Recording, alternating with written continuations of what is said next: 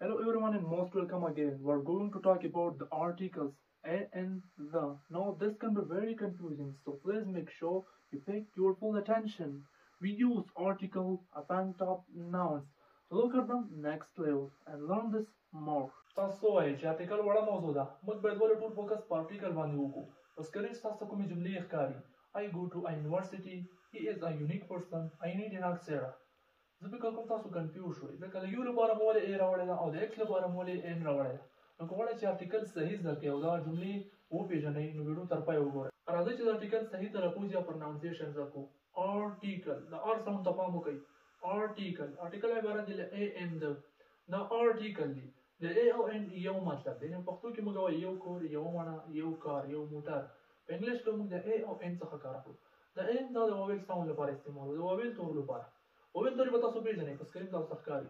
ا ای آی او یو دا واویل ساوند دی. د دې لپاره موږ ان استعمالوو او د ا دا د کانسوننټ لپاره دی. کانسوننټ هم تاسو وینئ. د دې لپاره موږ ا استعمالوو او د واویل ساوند لپاره موږ ان راوړو. اگزامپل درکوم. I ate an egg. ما یو انډه وخوړه یا ما یو هګۍ وخوړله. د ای د واویل ساوند دی نو ځکه موږ ان راوړی. I ate an egg. ما یو هګۍ وخوړله. دا واویل ساوند ای دی نو ځکه موږ ان راوړی. I ate a mango. ما یو ام وخوړ. I ate a mango.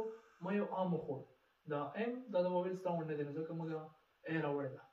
I have a small car. ما سره وړوکی موټر دی. یو ا کار دا واویل ساوند نه دی د کانسوننټ ځکه موږ ا راوړې ده. I have a small car. ما سره وړوکی موټر دی.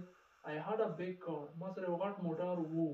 I had a big car. ما سره یو غټ موټر وو. یو ډېر زیات کنفیوز جمله یا لفظ دی. He is an honest person. هغه یو ایمانداره شخص دی. د H دا خو د واویل توری نه دی نو ولې موږ n راوړی ده. Keep in mind دلته د واویل ساوند دی. O he is an honest person. هغه یو ایمانداره شخص دی. H silent دی او او आवाज ورکوي او د واویل ساوند دی نو ځکه موږ n راوړی ده. He is an honest person. هغه یو ایمانداره شخص دی. څرنګه به چې په سټارټ کې وایي I go to a university. He is a unique person. I need an Axera. دا یو هو واول دی.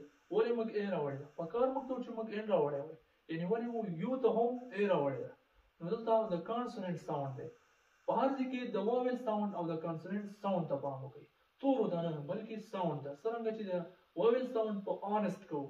He is an honest person. هغه یو ایماندار شخص ده. همدلته هم د کانسوننټ ساوند دی. I go to a u یعنې یو دا وای وند تلفظ کیږي. I go to a university. U دلته هم د کانسوننټ ساوند دی. د کانسوننټ ساوند لپاره موږ ا راوړو. د واویل تورو ته مه ګورئ او د کانسوننټ تورو ته مه ګورئ. یوازې ساوند ته ګورئ. چېرته چې د واویل ساوند وو هلته n استعمالوه. چېرته چې د کانسوننټ ساوند وو هلته ا راوړه. دا مه ګوره چې په سر کې واویل وي یا په سر کې کانسوننټ وي. یوازې د واویل ساوند ته پام کوه. لکه څنګه I go to a university. U وای باندې تلفظ کیږي. I go to a university یعنې زه یو یونیورسټي ته ځم.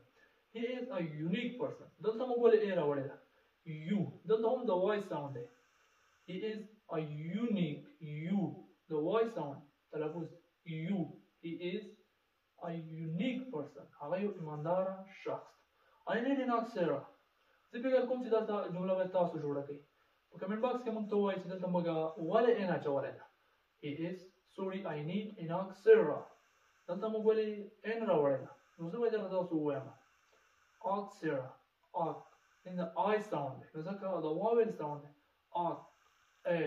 Axera. د واویل ساوند لپاره موږ n راوړی. دا مه ګورئ. خلاص د واویل ساوند لپاره n راوړه. د واویل توری نه. د واویل ساوند او د کانسوننټ ساوند لپاره ا راوړه.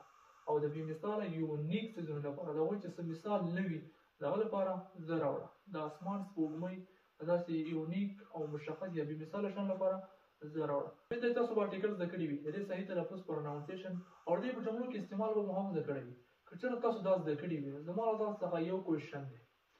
This is umbrella. د دې لپاره موږ ا راوړو او که n. په کمنټ باکس کې د دې سلوشن خامخا موږ ته ووایي چې د دې لپاره موږ ا راوړو او که n.